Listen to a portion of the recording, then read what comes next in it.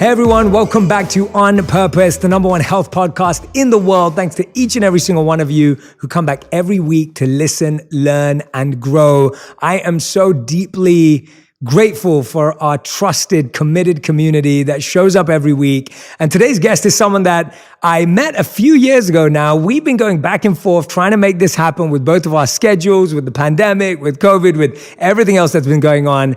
And I have to say that I'm pumped and I'm so excited that we're finally in the same room together. I'm talking about none other than human performance consultant, New York Times bestselling author, self-experimenter, and one of the most wild, crazy, interesting, curious people that I know, Ben Greenfield. Ben, thank you for being here. Thank you for showing up. And even just the few moments we spent together, I'm already looking forward to this. It's kind of bittersweet though, because like last time we hung out, we were eating wonderful Italian buffet style 5-star resort Sardinian food surrounded by amazing people and music and that whole, what was it, Mind Valley? Was it Mind Valley University? It was Awesomeness Fest. A-Fest. I don't think they even call it Awesomeness Fest anymore because that word's dated. But yeah, they had like, it was almost like a Disneyland in Sardinia, some giant resort. All I remember was the food was amazing. Great parties. And then I met you. We were sitting at a table at dinner, and you and I had never met before. And Vishen Lakhani was there, and he introduced us. And then we thought about doing a podcast, and that was like 2 years ago. Literally three, I think. Finally, now. The other side of the world, we finally hook up. But yeah, Sardinia. You know what was interesting about that? Like Sardinia is well known as being a longevity hotspot, right? Like Nicoya and Loma Linda and Okinawa. One of these so-called blue zones, even though there's some controversy about the whole blue zones and whether or not the demographic data was accurate or whatever. But either way, like people live a long time there. Like we know that. But when you look at the populations that they studied in Sardinia, it was a lot of the old people up in the Dolomites, right? Who were, hiking up hills with their goat's milk and their wine and eating, small cold water fish and herbs and spices and teas and living this like outdoor lifestyle combined with social relationships and love and all these things that we know now feed a good, not just health span, but lifespan. And then we got to Sardinia. So that was like the picture I had painted in my mind. But then when we got to Sardinia, we weren't like up in the craggy hills with like old Italian people drinking table wine over small, fish and tea up in the mountains somewhere. This was like a full on like 5-star resort with like golf carts and like man-made beaches inside giant walls. And so it was interesting for me. I kept wanting to slip away like up into the Dolomites and be like, okay, well, this is interesting, but what's kind of like the non-touristy side like? Yeah. Regardless though, the food I think was amazing and probably something the longevity enthusiasts up in the mountains would have killed to get their hands on. Absolutely. I hope we were eating seasonally. I think we kind of sort of, I think it was seasonally / what the locals there thought would kind of impress people from us. Yeah. But I mean, like, I've eaten in Italy before, I guess more like the locals. Yeah. So my wife and I, early on in our marriage, we flew into Rome. And didn't have a lot of money. It was either senior year of college or right after we'd both graduated. And so this was back in the day when I had to like fax all my reservations in and my credit card number to the different places that we wanted to stay and stuff. But our harebrained idea was we wanted to rent bikes in Rome and just like zigzag ride them all the way up to Florence. And that's what we did. We rented bikes, but I planned ahead and mapped out the whole route. And so I would fax my reservations into these agricolas, which are like farm stays where you stay with these Italian families out at their farm, or like little hostels or beds and breakfasts, because that's basically what we had the money to afford. And so we got into Rome, we start riding, and basically because I'd already prepaid for all these reservations by faxing them in, it was come hell or high water, we had to get to where we were going that day. And most days were like 35 to 50 miles of riding, which isn't a whole lot, but these are like heavy touring bikes with panniers on either side, the bags where you keep all of your belongings, your clothing, your toiletries, whatever. And inevitably as the trip goes on and we like buy wine and buy cheese and buy souvenirs, these bikes would get like heavier and heavier as we'd go. every city there is built on top of a hill, like an old medieval village with walls, and you got to climb a hill. So every day at the end of the day, the very last thing we'd do when our legs were already toast was just climb to the top of these hills and then hunt down, wherever we'd actually put in a reservation to stay at. But I remember the most special thing was every single day you'd finish, you were sweaty, you were tired, your legs were aching, and you knew that there was a homemade Italian meal with some table wine that rivals, a $50 glass of wine you'll buy here in the US, and wonderful people and smiles and a bed to stay in. And I just remember every single day riding up those hills thinking, gelato, homemade ravioli, red wine. You got this, Ben. You can do this. And it was a cool trip. We got all the way up to Florence. We put our bikes on a train and then just took the train back down to Rome and flew home. So now I have, years and years later, I have twin 13-year-old sons. And when they're 15, so a year and a half or two from now, we're going to replicate that trip. We're going to take them back. So now I've got them kind of starting to train and learn how to be comfortable on the roads. Like the Italian roads have no shoulders, right? So you got to know how to handle your bike on roads and know how to ride a big fat touring bike instead of a road bike. And so that's going to be really, I'm super looking forward to that. It's like the next trip to Italy is going to be with my boys riding through the Italian fields and hunting down Florence again. That's a beautiful plan. I love hearing that, man. They're lucky boys. And I remember that as a young man, my parents would drive us to Italy. That was their favorite place in Europe. So we would drive from London, we'd get the ferry into France. And then from France, we would drive again to Italy. So we'd drive to Venice, we'd drive to Naples, we'd drive to Rome. We just drive to a different place and we'd drive across Italy because we didn't have the money to fly there. And my parents preferred doing a road trip. And we didn't get on any bikes or anything like that. But even what you were saying, like, I was going to say weak family. If you guys were real, you would have taken bicycles. You would have taken a bike from London bike from London to Italy. No, we were like 8 years old, and our parents. Wow. But I have good memories of visiting Italy with my parents as well. So I can only imagine how your boys are going to feel when they go with you. I think they'll do. My only concern is the girls, because I got like two 13-year-old. They'll be 15 by then, like blonde-haired, blue-eyed American boys, and just having taken my wife there and seeing the reaction to, my wife's blonde-haired, blue-eyed, the men there are very, very forward, and they'll catcalling as she walks down the street. And then when I took my sons to Thailand a couple of years ago, same thing. Like all the Thai people just flock around them, and then the women are practically swooning as these little blonde-haired boys walk through the streets. So we may have to bring some fly swatters to keep the women off of them. I love it, man. I love it. My first memory of you actually was in Sardinia. I knew you were going to be there. We were both speaking at the conference, and I was learning about you and learning about your world. I'm not a biohacker. That's not my background in the same sense as you are, and so I was intrigued, and I loved your sessions that you did. But my first experience of you was we had an evening party, and it was like this. We were on this bridge, if you remember, at the hotel. And you literally jumped in to like the hotel lake / pool. It was, and the reason why I say lake is because it wasn't like a swimming pool. I've got to give Ben credit. It was evening, so it was cooler. And you dived in and you swam. And you got out and you made and we were all like, wow, that is the way to enter it. So I always remember this. You remember it? Yeah. And that was early on in the trip. Honestly, dude, I love water. I know you do. I'm at home in water. I competed for years in open water swimming and Ironman triathlon, and the biking and the running was okay, but I did, and I still do, just love. You could see that. I love the water, I love the ocean, I love spearfishing. I'm not a big water man in terms of like surfing and kiteboarding and things like that, because I don't really have that up in Washington State, so I can't practice it, and I tend not to really be passionate about the things I suck at because I can't practice them. But yeah, I think water is almost like woven into my DNA somehow, because my dad, all of his side comes from Australia, and I'm a big believer in the fact that we do carry a lot of things epigenetically in our DNA, not only trauma, but also the things that our ancestors were good at or loved to do. My son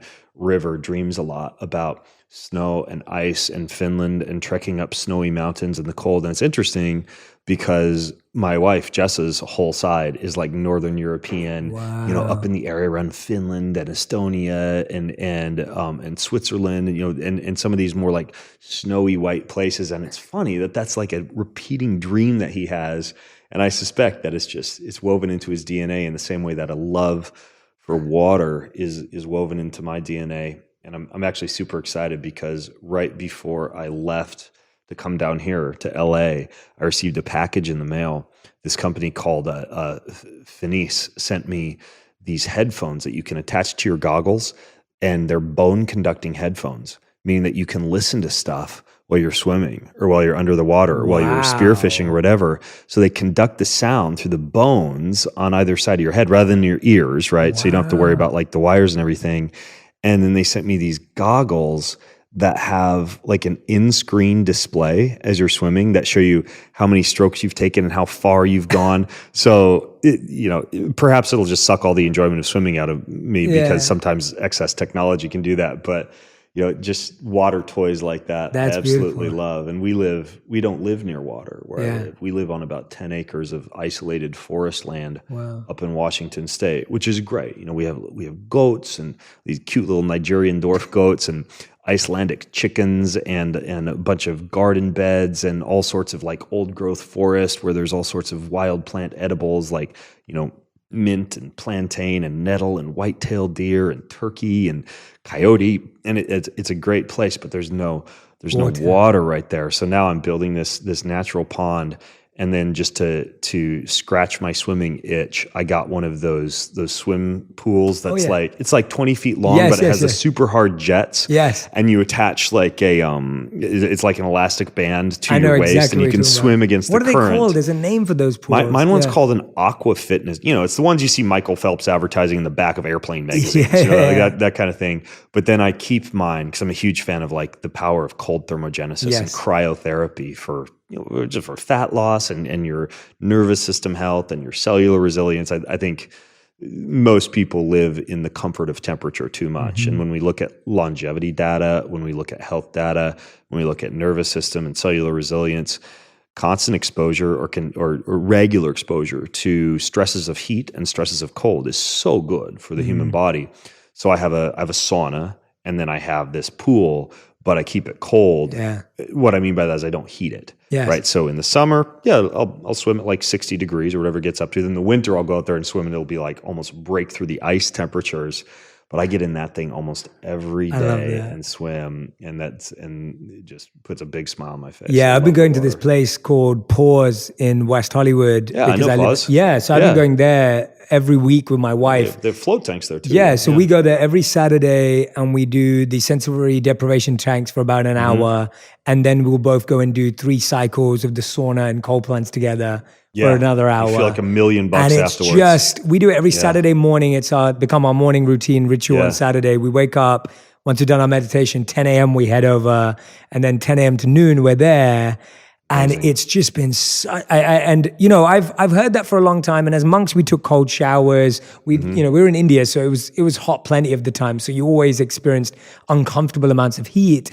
But doing that since I've been back, where my body has acclimatized to wanting a more comfortable temperature, and the temperature at home is always perfect. But also I've started sleeping at like 66, 67 Fahrenheit. And that, even though it was cooler in the beginning, that kind of sleep temperature has really helped. And you wake up sometimes feeling cold, but I can notice that that's doing some good for my body too. Sleeping in the cold, the effects of that on the positive effects on sleep architecture have always been surprising to me, because it's such simple, low-hanging fruit. When you look at sleep hygiene, right, we have light as being one component of sleep hygiene.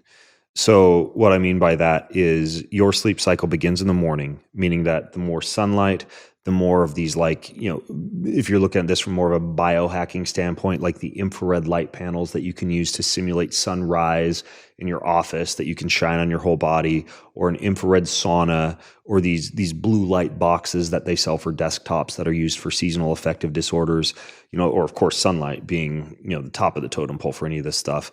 like blasting yourself with light in the morning, combined with turning your room into just a light cave at night. Like I've replaced all the cans in our bedroom with red incandescent bulbs instead of LED or modern fluorescent lighting.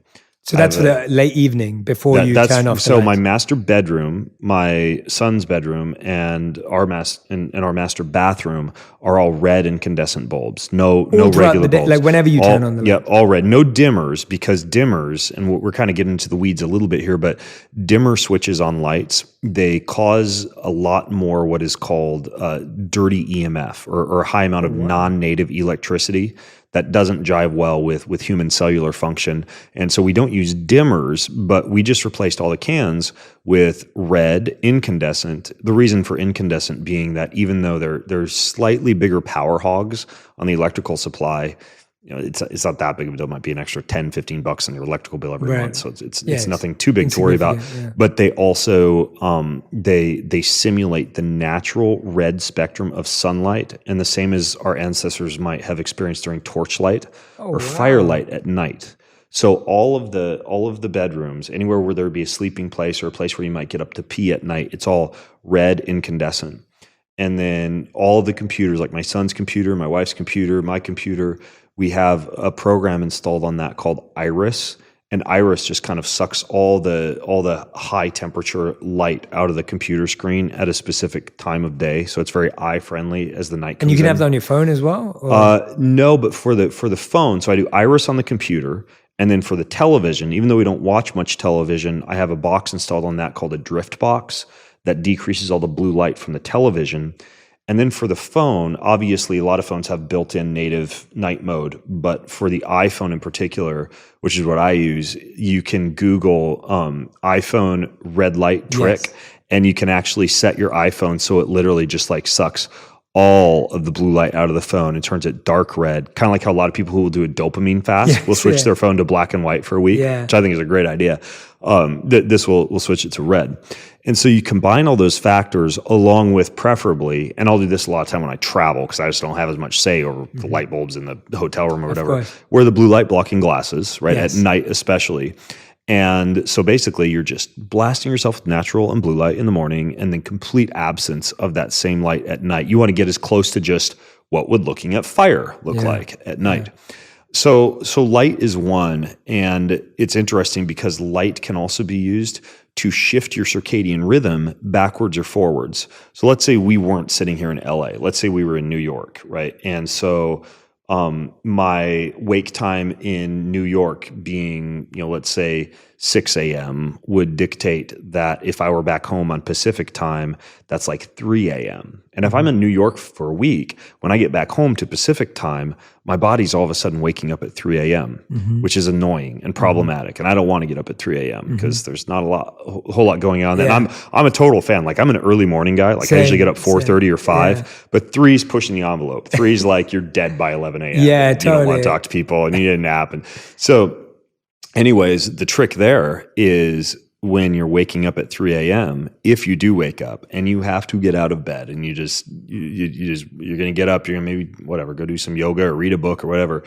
you trick your body into thinking it's still nighttime by keeping your phone in night mode, by not turning on any lights in the house, by putting those blue light blocking glasses that most people wear at night on in the morning instead.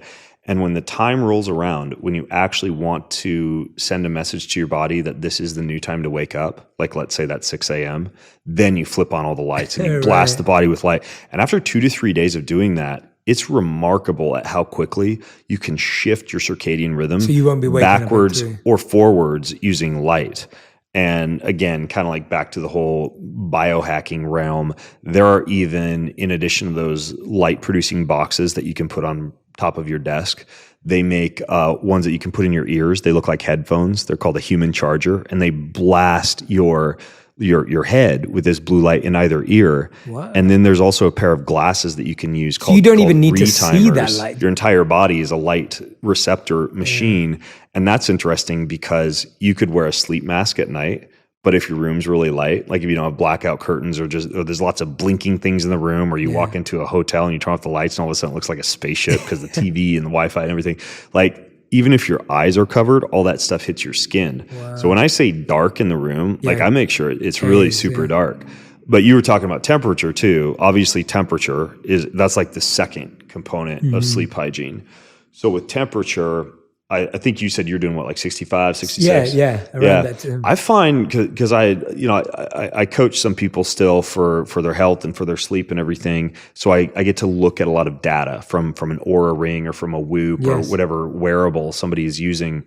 And I've identified that about 63 to 65 Fahrenheit is even better. Like if you get so even a bit lower. Yeah, my metric is if you're one of those people who, and I think this is a good idea for staying cold, who likes to take off all their clothes before they get into bed at night or sleep in your underwear. Mm-hmm. If you have mild cognitive resistance to taking off your clothes at night before you get into bed because it's a little chilly, that's a pretty good sleep temp, right? So for me, it's like if it's a little chilly when I take my clothes off, that's perfect. And then in addition to that, I actually have this pad underneath the top sheet of my bed. It's called a chili pad, and it circulates like 55-degree cold water under my body while I'm sleeping. My wife doesn't do most of the stuff that I do. So you just have on your half. Yeah, the shoemaker's wife wears no shoes, dude. So I just don't bug her about it. I let her do her thing. She likes to garden and hang out with the goats and chickens and go on walks, and so she just does her thing. And I don't force anything on her because I know what'll happen down the line. If I want to give my wife health advice, I'll tell one of my friends who's a doctor. I'll be like, text this to Jessa, and then they text it to her because I just know. She's gonna know now when she watches this. No, because that's the thing is she also doesn't. She's not gonna watch this. She wouldn't even know how to download a podcast. So that's just who she is. Right. So anyways, though, so I have the chili pad on my side, and I can and my sons both have one too, and they love it. We all like. So we have these big, glorious family dinners at night. And like right before dinner, all of us boys run upstairs and turn on our chili pads so we can sleep better. So the bed's already cold when we get into it.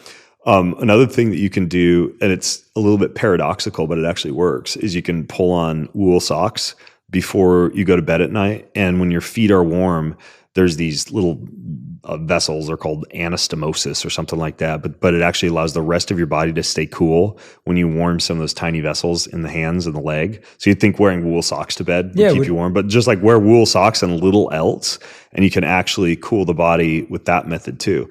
And then finally regarding cold, you don't mind me just geeking out on all No, this is beautiful. I love this. Like I'm just going no, on, we dived into sleep. Sleep's going to be... Everybody needs to sleep. Everyone's going to try this out. Yeah, because I mean, sleep's something that everyone's struggling with. Yeah, so I'm very happy with it. It's so critical. Please geek out. So the thing with the cold is that if you do kind of like break the rules, because there's all these rules now that all the scientists in their institutions have come up with that are annoying us, like you're not supposed to work out hard within 3 hours of bedtime, and you're not supposed to eat a heavy meal within 3 hours prior to bedtime, which for me can be socially problematic because I love to have big, glorious family dinners with people and go out on the town and visit new restaurants. And I mean, how often, let's say you're going to bed at 10, how often are you really going to be done with all that? Like 7, unless you're just like a total, I don't know, just a boring social outcast.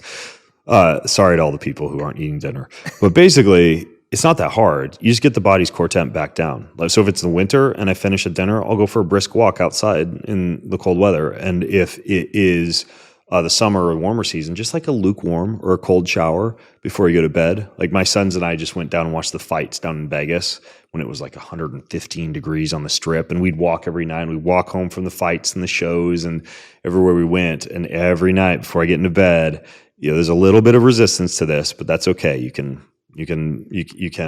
overcome the resistance, but just take a cold shower before you get into bed. And that helps to lower the core temp if you have had to exercise or you've had a heavy meal in those 3 hours prior to bedtime. Mm-hmm. So you've got the light and you've got the cold, both the ambient temperature and then your sleep surface and then your body itself that you keep cold. The other two that you want to think about for sleep, in addition to light and cold, the first is noise. And in the city, this is a bigger issue. But I mean, even I've got roosters that like to get up kind of early because they're naturally programmed to wake you up. And I've got, I live out in the forest, but there's a road nearby that sometimes semis go down, and I can hear off in the distance the braking, like the, when semis go downhill. So I wear earplugs, like just soft wax earplugs to bed. But then they've actually done studies on the different forms of ambient noise that help you to sleep at night. You know, they make like sleep machines that will make white noise and brown noise. And one of the forms of noise that they make is pink noise. And pink noise, it appears, is the best background noise to have playing in the background. What is pink? I've never even heard of that. It's just like I don't know why they give colors to certain noises, but it's the frequency and the pitch of that noise. So I've got an app on my phone called Sleep Stream.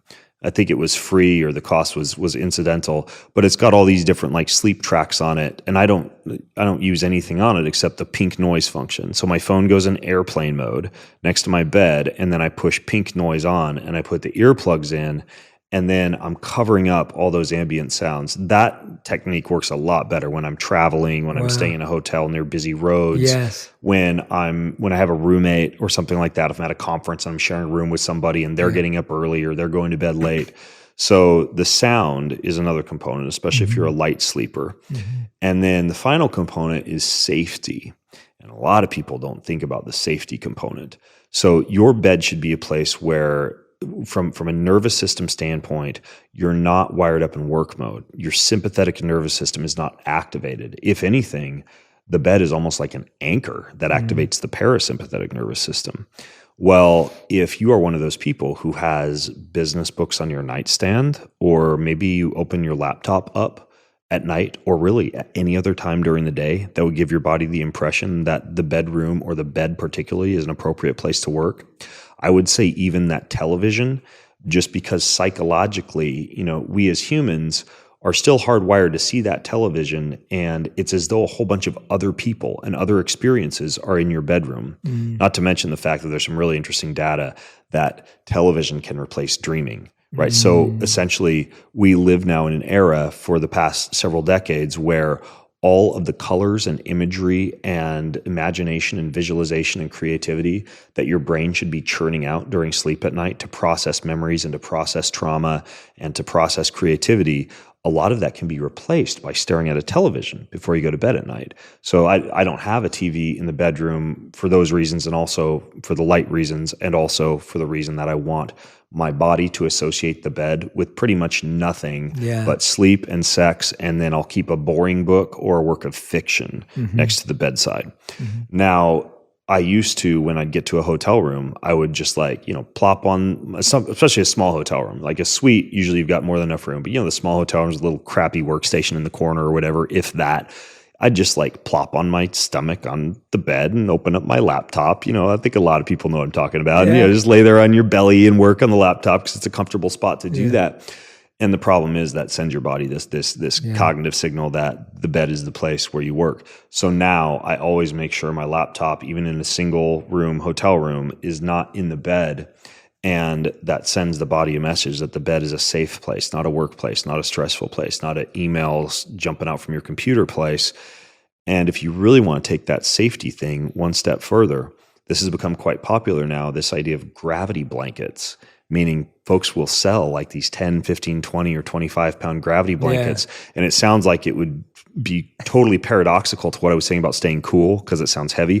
But a lot of folks are doing a good job making like a gravity blanket that will stay cool. That one company I was talking about, Chili Pad, they even sell a gravity blanket that will circulate cold water through the blanket. But there's something about, very similar to how when you were swaddled as a baby, you felt protected and you felt like you were in this quiet cave.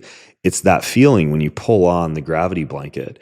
And so when you combine all that stuff, the light, the cold, management of sound, and then presence of safety in the bedroom, you create a real nice nest for getting those hours that are arguably the only hours during your life, arguably that third of your life that your nervous system should be repairing, that your body should not be wired up to have everything activated, that you shouldn't be exposed to lots of electrical signals. And I'm not one of those guys who's go full on, move up to the mountains, don't use internet, cut yourself off from everything. But it appears that the issue with constant exposure to all these electrical signals that our bodies, from an ancestral standpoint, haven't been exposed to for thousands of years, is the fact that the cells don't get a break, right? So when we're looking at Wi-Fi and Bluetooth and the constant opening of what are called calcium channels in the cell that allow a whole bunch of ions to spill into the cell that disrupt metabolism or that give you brain fog later on in the day, that's actually all pretty repairable. The body's actually pretty impressive and magical in terms of how quickly it can bounce back from certain things, just in the same way that it could recover from a hard exercise session and remove all those muscle fibers or repair all those muscle fibers if you give it rest, if you give it recovery.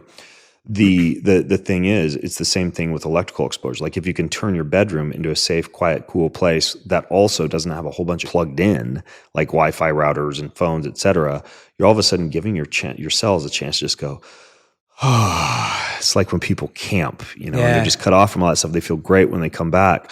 So it's not as though you have to live like a Luddite. It's that sometimes you have to press the pause button, give your body a chance to step away from all that electricity for just, those 7 or 8 hours or however long you're in there, and then emerge back out repaired and ready to tackle the day again. Yeah, that's you just told everyone how to make their bedroom into a sanctuary. That was a sanctuary. Yeah, yes, that's what it sounded like. The way you were describing it, I was just like, and that's what it has to be. A sanctuary is safe. A sanctuary is the right it has to light. be. And I think a lot of people beat themselves up too, because there's a lot of really great sleep researchers out there now. Yeah. You've got guys like Matthew Walker and Nick Littlehales and gosh, who else? There's another person who's been doing a lot of work on sleep. Michael Bruce is another guy. But over and over again, what you see is you're supposed to sleep 7 to 9 hours a night. And a lot of people feel bad because they don't. They don't get that. And I felt bad for the longest time because I didn't. And I'm like, what, am I going to die of cancer early? Or am I going to, is my body going to fall apart? Am I going to accelerate aging?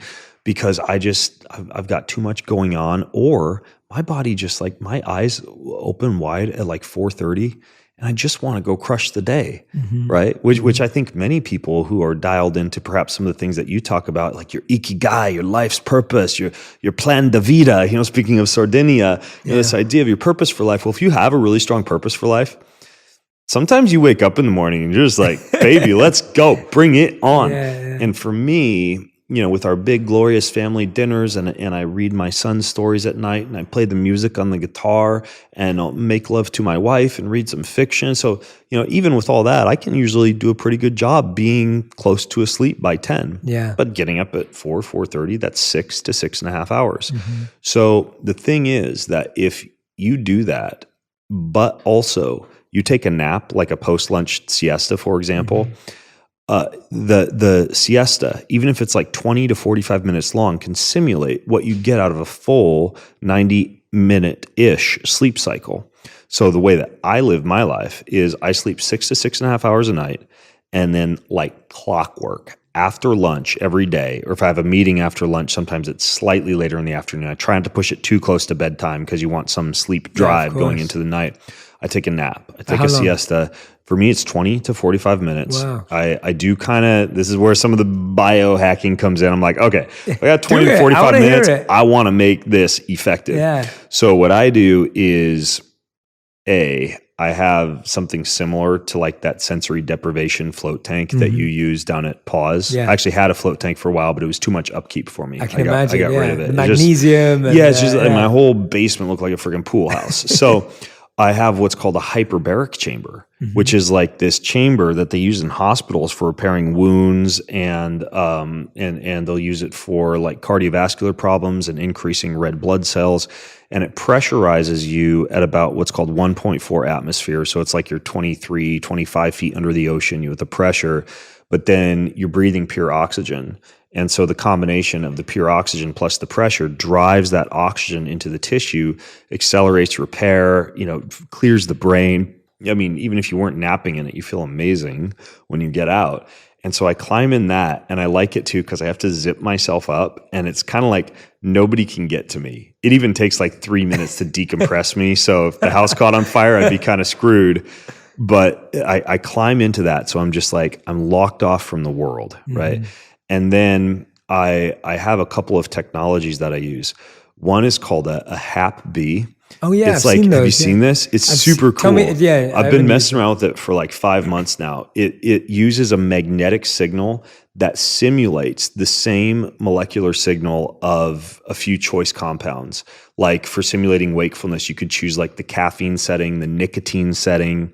It's got like an alcohol setting. But what's it doing?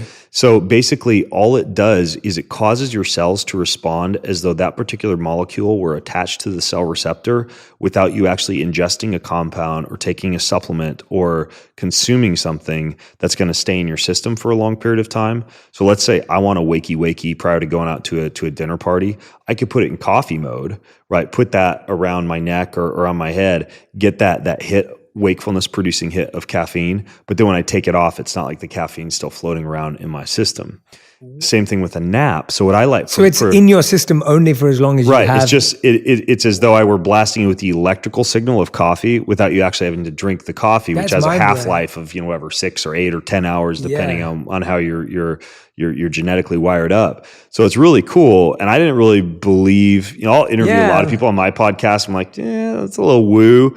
But then I tried it and it actually works surprisingly well. So I put it in my preferred mode for nap is the one that's it's called relax, but it mimics CBD, right? Which is nice for me because it just kind of settles down some racing thoughts, gets me down at the end of the day. So I put that on, and then I also have this other device that works kind of similarly, but instead of using a magnetic signal, it vibrates, and it's a tiny vibration that elicits a brainwave signal that could be like an alpha brainwave signal or a kind of more like a hyped up beta brainwave signal or a deep relaxation like theta or delta brainwave signal. And that's called an Apollo. And that also, similar to the HAP-B, has like a wakefulness mode, a social mode.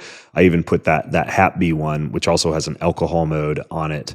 I gave it to my son who wanted to try it out at dinner one night, and it was in like social alcohol mode. He got like super funny and he was joking. He was really relaxed. Then as soon as I took it off of him, he was just normal again. That quick. I wasn't giving my son actual alcohol. Yeah. This is just like simulating the effects. So I put the Apollo in relax mode. I put the HAP-B in relax mode, and I climb into that hyperbaric chamber.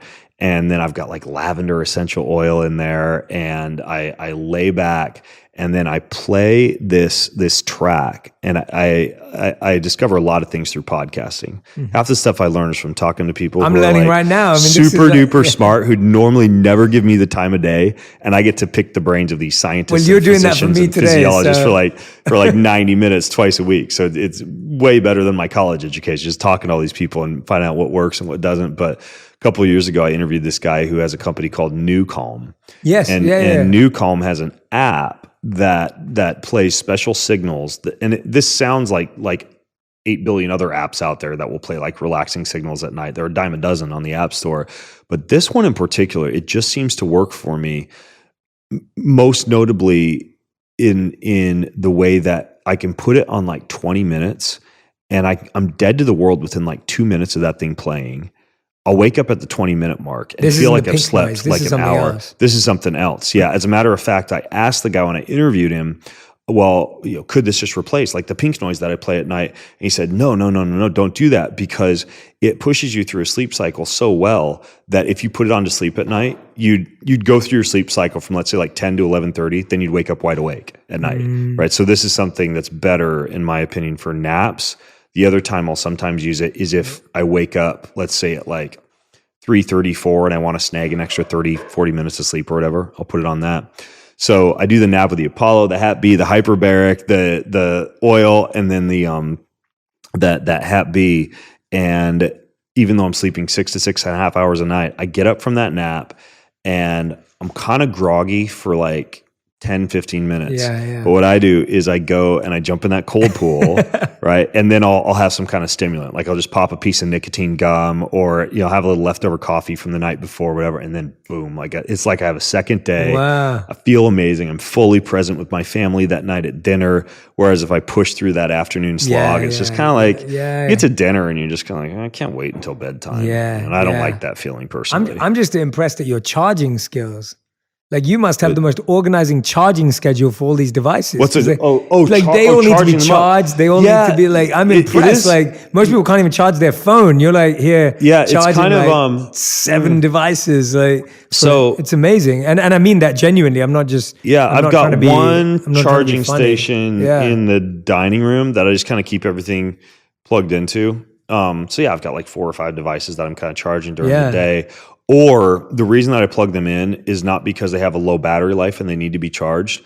And this is important for people to know. Yeah. Any of these devices or anything I try, I have a hard and fast rule that it must be able to be placed in airplane mode for the reasons that I stated earlier. Yes. So if somebody's like trying to like sell me or have me try like some crazy new sleep system, mattress, self-quantification device or whatever, one of the first questions I ask is, well, can I disable the Wi-Fi or can I put it in airplane mode so that during the time I'm using it, especially for rest, I'm not getting bombarded by signals? I'm so happy you brought this up. And so most of them can, but the problem is when you place a device in airplane mode, typically to reconnect it to your phone, because most of these are run via some kind of an app on your phone, you have to plug it back into a charger and that like, I'm not an engineer. It takes out airplane mode basically. Yeah.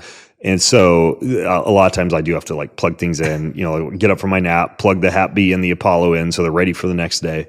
But yeah, it's there are ways, especially in our day and age, that you can definitely get by without just swallowing hook, line, and sinker. The 8 to 9 hours of sleep a night message. Like there's a lot of ways around it. Yeah, tell me about a time, Ben, when like for you this.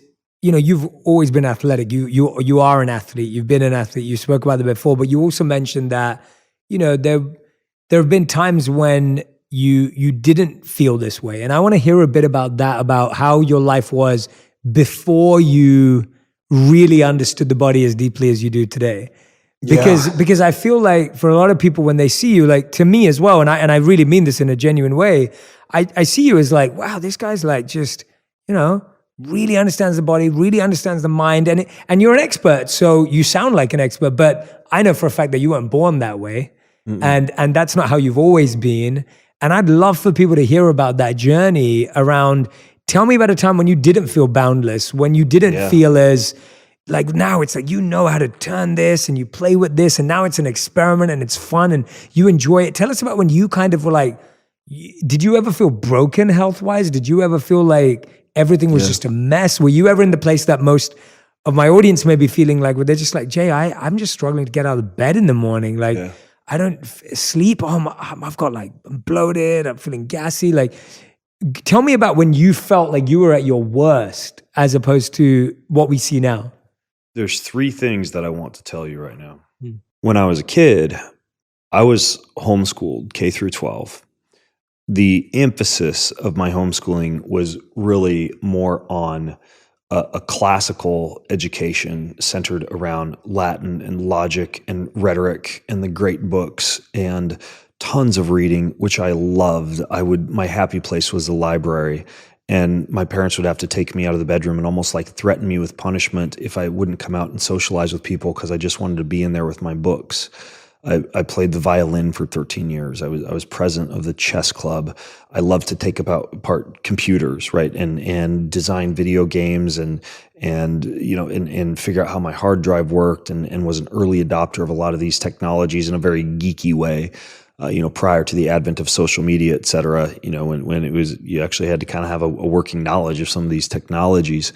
And I was pretty much like a geeky little Christian homeschooled kid. I remember the stuff I got mad about when I was a kid was like when some kid would like quilt a doily at our homeschool talent competition and beat out my watercolor painting, right? Yeah. Like, and so was it your mother and father that were both? Or was the homeschool like there was a group of kids and teachers? Both. We had a pretty good homeschool collective, so I didn't completely miss out on social life. Yeah. I was a weird kid in that I was very independently driven to learn, and I am still that way now. Definitely. My parents would literally just give me books and walk away.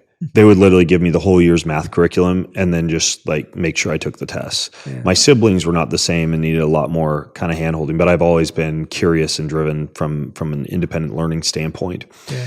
And it really wasn't until I discovered the sport of tennis that I became interested in physical culture at all. when my parents wanted to create a really cool environment for all of us to grow up in. So one day they announced that they were going to bring in some folks, and we were all going to pitch in and learn a little bit of construction and lay asphalt and build a tennis court. So we built a tennis court, and they hired a tennis instructor, and her name was Michelle, and I had a big crush on her, which helped with my motivation to play more tennis. But I also loved tennis, and I got really good at it, and it came really naturally to me. And I started to run up the hills behind my house, and my dad took me down to the local sporting goods store to buy little 10-pound dumbbells, and I started to figure out how to drink milk to get strong, and the kind of things that made me faster, and how to stay hydrated, and water and minerals. And I had a couple of mentors. A guy who was my younger brother's best friend's dad was a bodybuilder, so all of a sudden I'm learning about nutrition and working out from him. So you got into it early. Another friend is a power lifter. So by the time I'm like 15, I was done with high school. So I'm like, I don't want to go program computers or paint watercolor. Like, I want to go learn more about this body and tennis. So I walked onto the local college tennis team when I was 15 and started playing tennis, started studying exercise science, got a master's degree in physiology and biomechanics, and wound up opening a whole bunch of personal training studios and gyms in Washington and Idaho, and just have been hardcore in the health and fitness and nutrition scene ever since then. So initially, I really wasn't interested in much of this stuff at all. But at that point, I spent like 20 years competing in all these crazy hardcore, obstacle course races and Ironman triathlons and open water swims and adventure races. That was my life for like 20 years, was using my body as a guinea pig, using all these races and events as like a battlefield to test stuff out. I was coaching, I was competing, I was traveling, and I thought I was the bee's knees when it came to fitness. I would say that if you were to look at me and judge me through what our world considers to be fitness, which I think is a bastardized version of fitness, I was one of the fittest humans on the planet. Like I really did look good in spandex and could ride my bike really fast, run up hills. And to reply to the meat of part of your question, it was about 9 years ago or so when I really got into self-quantification, testing of blood work, testing of biomarkers, sleep, nervous system, all these things that we can easily test now that you normally would have had to pay tens of thousands of dollars for, the Princeton Longevity Institute or some executive facility, only available to wealthy CEOs. We can now get all these tests in our own home.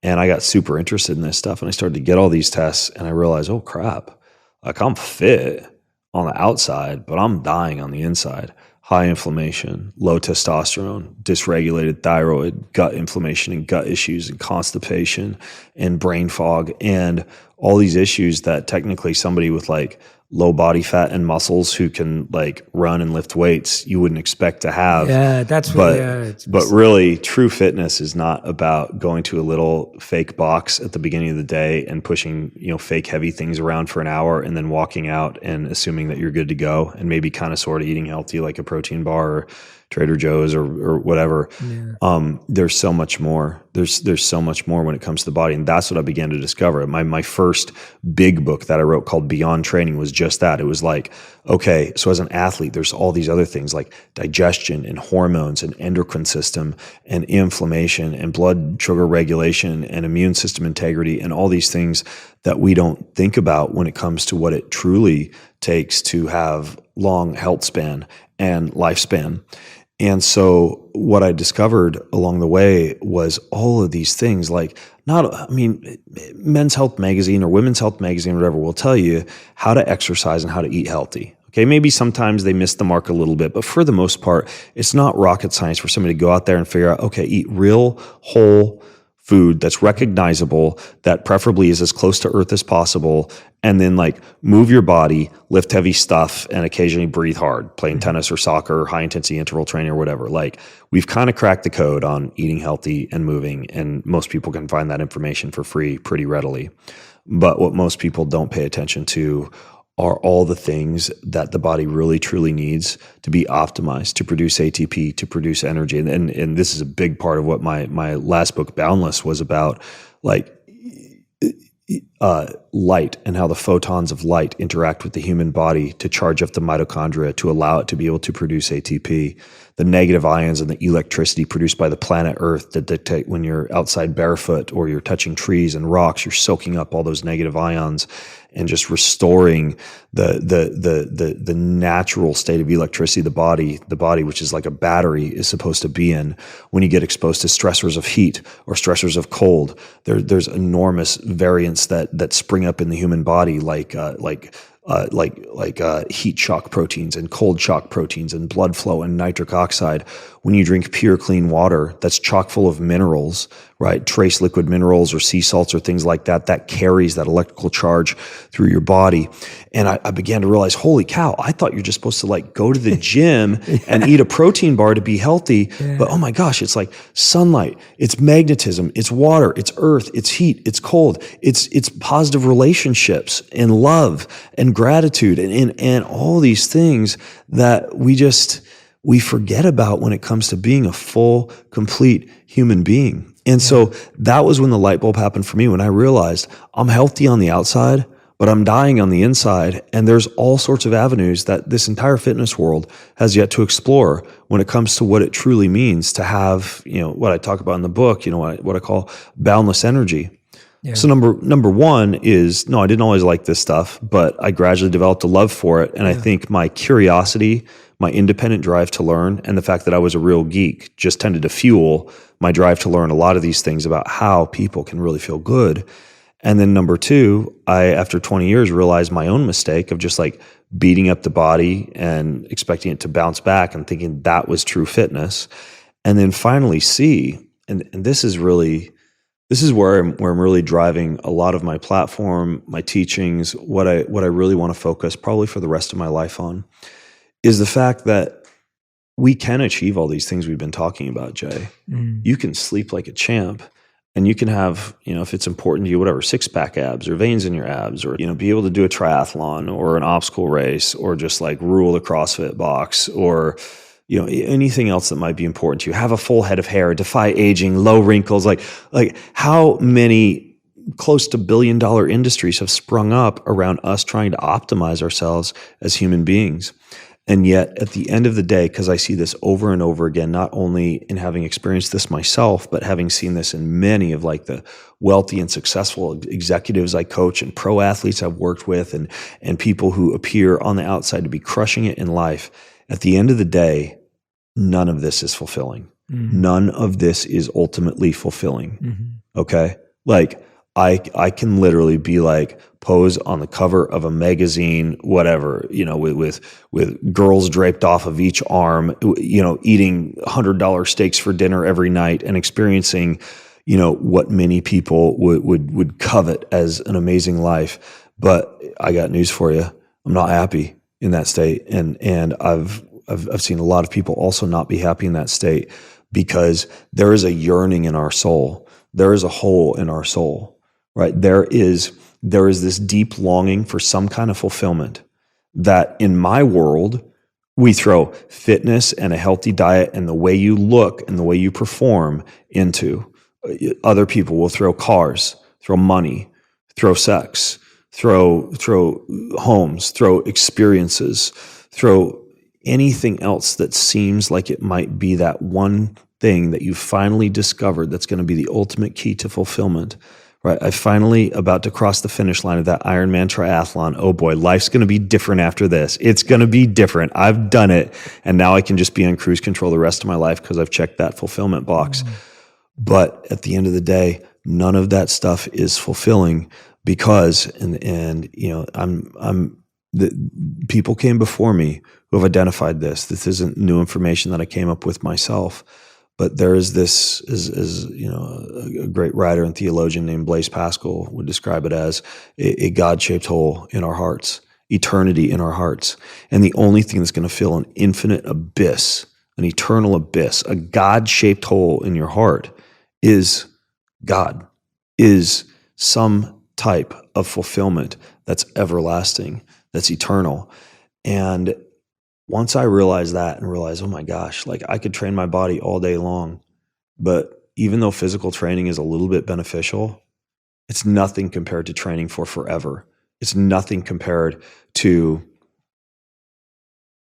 gratitude, to relationships, to sharing with others, to loving others, to volunteer, to service, to community, to worship, to having something greater outside of you and believing that a story is written for your life.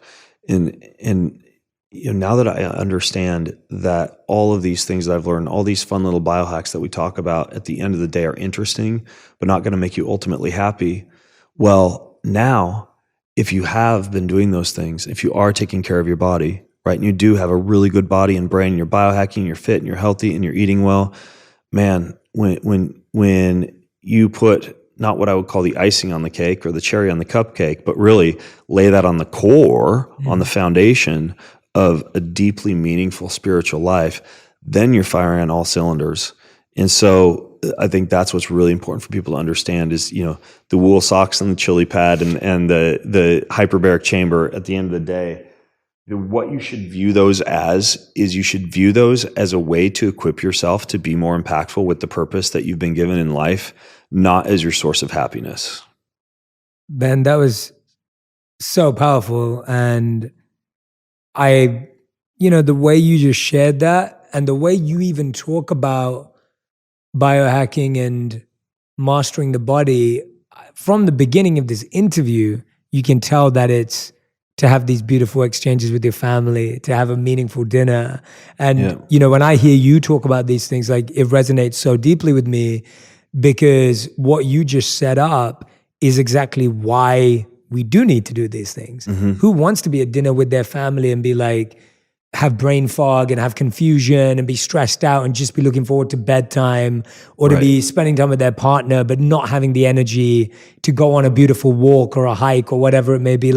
And that's the challenge we're having, that our health is negatively impacting our relationships. Like for those of us who are experiencing fatigue, for those of us who are experiencing bloating, for those of us who are experiencing inflammation, that's leading to stress and agitation in your relationships. You think that you're just not getting along. It is. But you cannot disentangle the body and the spirit. And there are some people that have taken this to extremes. Like if you look at the Gnostics, right? A very popular religion about the same time that Christianity was rising, in 50, 60, 70 AD, they believed that all things fleshly and physical were evil and bad, and that the only thing important was the spirit, and that marriage was bad, and that good food was bad, and anything that even remotely reeked of Epicureanism was bad, and one should be stoic, but stoic to the nth degree. Yeah. And the fact is that the body is sacred.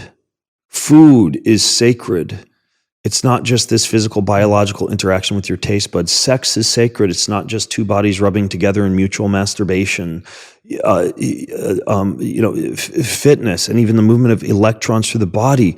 In traditional Chinese medicine, and they call that the qi, the life force, the prana, the energy. In Western medicine, we call it the mitochondria. But it's the same thing. There's a deep spiritual aspect to that, and so we are bodies with spirits, and the body must be treated as a temple that is to house the spirit, and the spirit must be treated as the one part of us that we care for the most, because that's what's going to go on for eternity, and that's what we really use as our deep fuel and our fire every day. Mm-hmm. And so, in an ideal scenario, when you wake up in the morning, in addition to impacting this world fully with whatever purpose you've been given with your life in a spirit of loving others, you should also be asking yourself, how can I equip both my body and my spirit today to be as impactful as possible?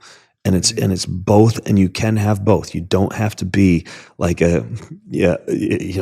offense, Jay, but like whatever, like a skinny yogi monk who's, who can't hold up a heavy weight without their bones breaking. You also don't want to be an Adonis at the gym who just basically doesn't even know what a gratitude practice is or how to pray to God or anything like that. But human beings, we are some of the most complex, if not the most complex creature on the face of the planet. Yeah. Maybe a platypus or something might be up there. Kind of interesting.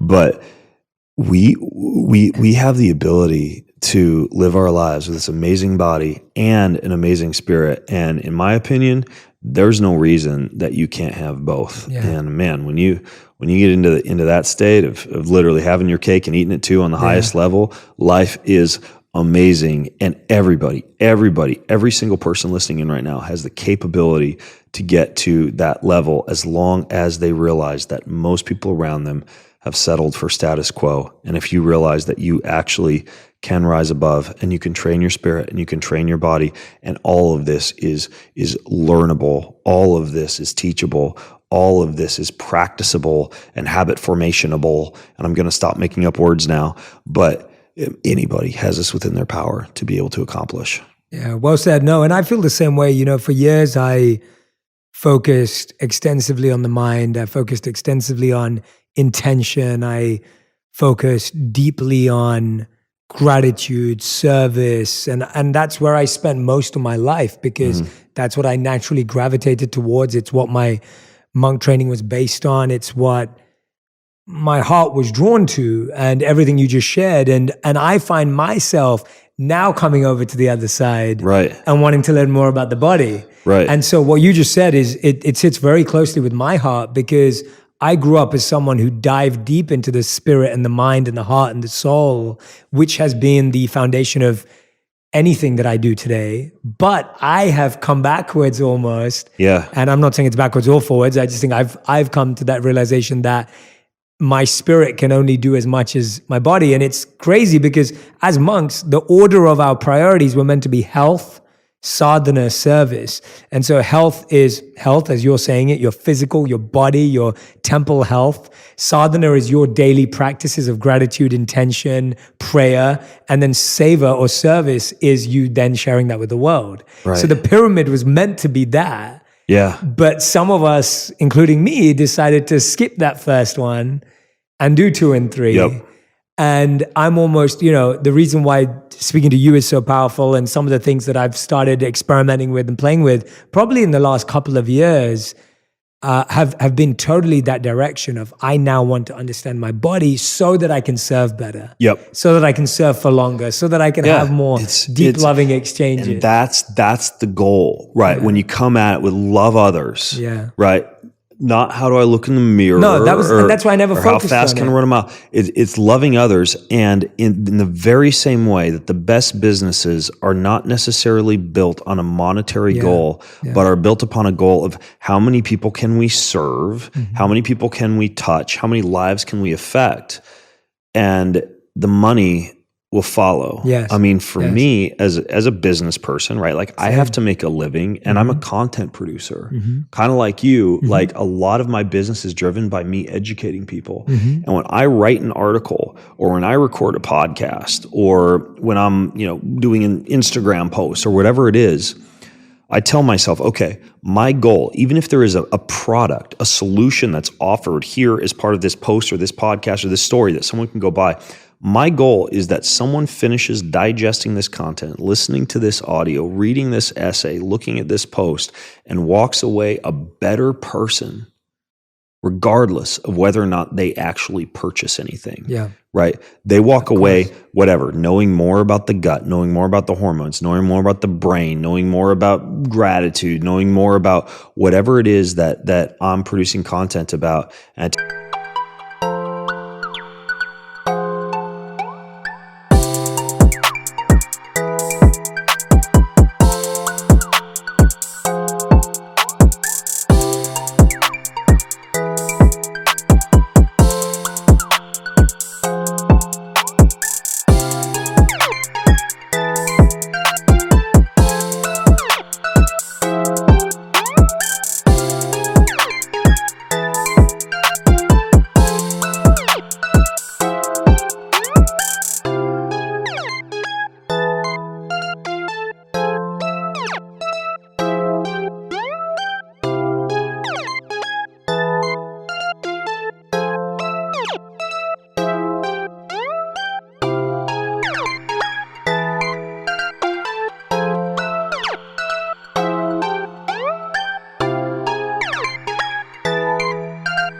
tell you what, when I write in that way, and I teach in that way, and I produce content in that way, I don't have to worry about money. That just kind of follows, right?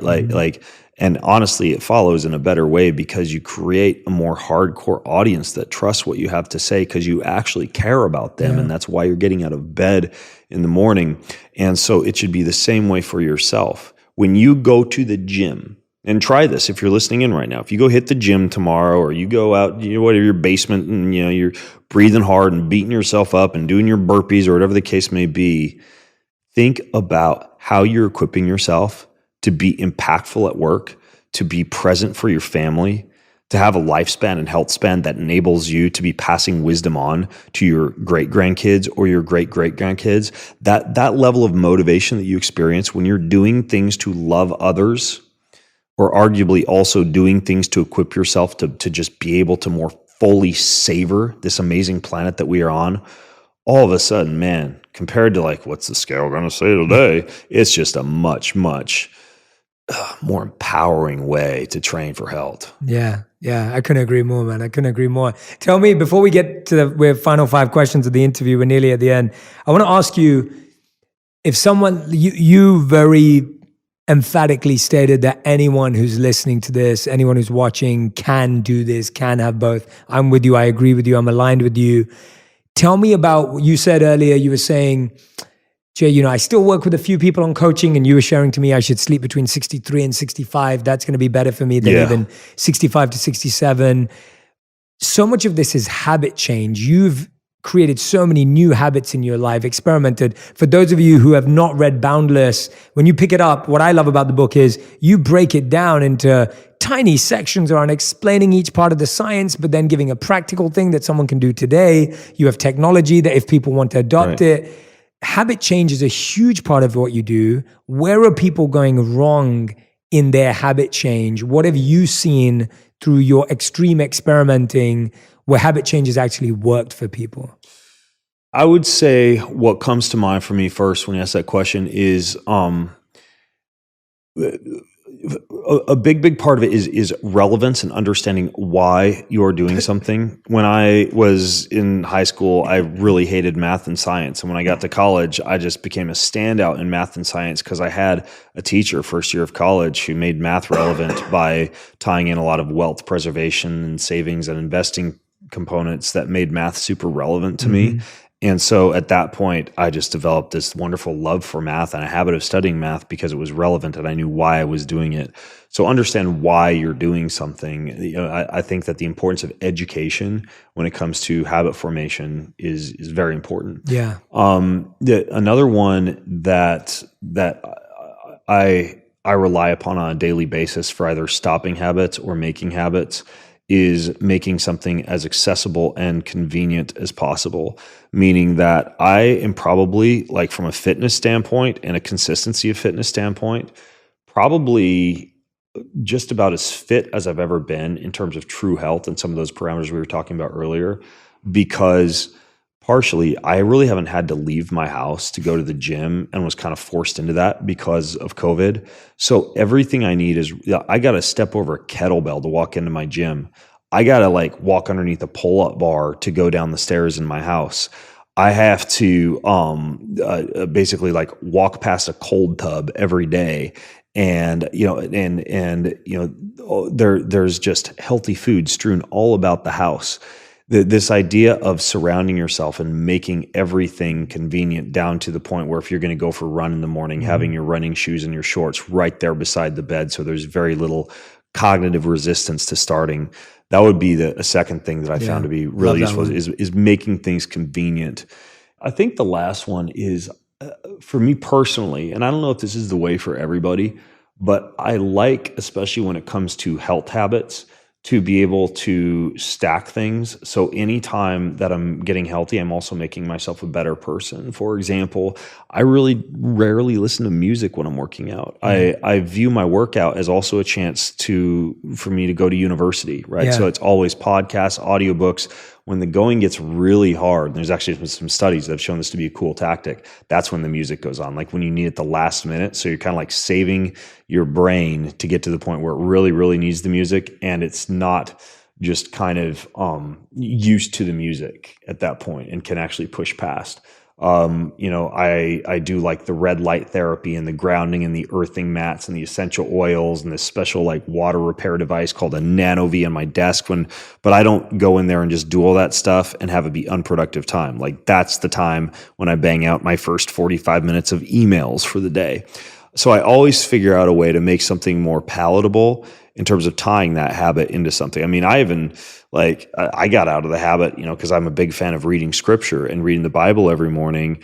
And I even found myself, and this happened a few months ago, I was sitting there reading my Bible. I'm like, why am I just sitting here reading the Bible? Aren't there other things that I could be doing? And you'd think that'd be distracting. Yeah. But now I read my Bible while I'm sitting in a pulsed electromagnetic field chair with a biocharger on. And it's like I'm still reading, but my body's kind of like getting better at the same time. So I love to stack healthy habits. And it's very rewarding when you stack them all and also figure out how to still be productive during the day. So it's not like you're having to rob Peter to pay Paul. It's like you're paying Paul and Peter at the same time. So those are the top three things that come to mind. Educate yourself about why you're doing what you're doing. Surround yourself with what you need to maintain positive habits while hiding the things that would cause you to form negative habits. And then basically stack habits and make the habit fun or meaningful or productive so you don't feel like you're wasting time engaged in that habit. I love that. Ben Greenfield, everyone. Ben, that was amazing. I'm like, you need to come on for a part 2, but we can't wait this long as we waited to do a part 1. Well, maybe we can go to some other longevity hotspot. I don't know. Okinawa would be interesting. That would be amazing. Have you been there sushi and purple potatoes. I haven't been. I've spent a lot of time in Japan. I used to race over there a lot, and I've spoken over there a couple of times. But I love the food. Depending on where I'm at, I like the culture. I would say probably one of my favorite places over there would be Kyoto. Right. Just great touring, great walks, and I'm a fan of sushi. Although now I know we're trying to wrap up, but I'll finish here. I've been making my own sushi. I found this fish service called Seatopia, and they deliver sashimi grade fish to my house every week. Wow. And so it's kind of spoiled me. I literally just take out my sushi knife, cut it in strips, put it in a nori wrap with some sushi rice, a little mustard, whatever I want to sprinkle on there. And so my sons and I make poke bowls and sushi all the time now. But I do enjoy a good actual legitimate Japanese sushi restaurant occasionally. Of course. Yeah. Amazing, man. Well, Ben, we end every episode with our final 5, which are our fast 5. So answers have to be fast. one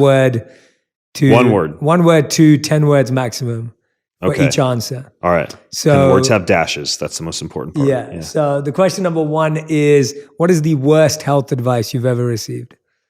It would probably be, and I won't have a whole lot of time to explain this too much, but it would be eat a post-workout meal. Okay. We'll save that for part 2. Save that for part 2. Is that in Boundless? Do you talk about that in Boundless? I talk a little bit about that in Boundless. Okay, in Boundless. All right, great. Question number 2. What's the best health advice you've ever received or given or heard? Get out in the sunlight more. Charge. I need to do that a lot more. I was talking to someone in my health life recently, and they were like, because of the color of my skin, I have to really be out there. So I'm a sun worshiper. I'm a sun I love eater. being out there, but I'm not out there enough, even though because of my skin. We have a giant battery in the sky, and barely any of us use it. Yeah, love that. All right. Third question. What would you describe as your current purpose? To read and write, learn and teach, sing and speak, compete and create in full presence and selfless love to the glory of God. Beautiful. I love that. All right. Question number 4. What is the first thing you do in the morning and the last thing you do before you go to bed? I walk over to the sink and I scrape my tongue from the back to the front using a copper tongue scraping tool. Yeah. Ayurvedic. At the very end of the day? Yeah. Very end? Very last thing? Very last thing. Yeah, very last thing. I put my arm around my wife and I say a prayer with her. That's beautiful. I love that, man. In bed. Thank you for sharing that. That's amazing. That's great. Yeah. We use, my wife say Ayurvedic. No, that's a whole so you know what's up. We do coconut oil pulling. Tongue scrapers, everything. I love it. Yeah. My wife, that's her world. All right. 5th and final question. If you could create a law that everyone in the world had to follow, what would it be? Every day, write down the name of one person who you are going to help, and then go help them on that day. Beautiful. I actually do that every morning. I love that. It's super meaningful. Well, thank you, Ben. Everyone who's been listening or watching, thank you so much for listening. I really appreciate all of you. Make sure you go and grab a copy of the book Boundless and Boundless Cookbook that's out as well. We'll put the links in all of our captions. Ben, thank you so much for doing this. I think you should. I mean, there are countless parts of this episode that I'm going to use in my own life. I'm going to go home and tell my wife straight away to switch us from 63 to 65 now. That's going to change. We're going to be getting a few more changes in our bedroom, I think, based on this episode. Bedroom's going to look like a nightclub now with all the red lights. Yeah, I love it. So thank you. And everyone who's been listening or watching, make sure you tag me and Ben on Instagram to let us know what resonated with you, what stuck out to you, and what you're going to experiment with. That's my hope. My hope is that this episode gives you a whole new list of tools to experiment with and try out to see what works for you. And of course, Ben's books are a great guide. They truly are a guidebook and a map into some of the depths of all of this. We've just scratched the surface. If you want a foolproof plan of how to practice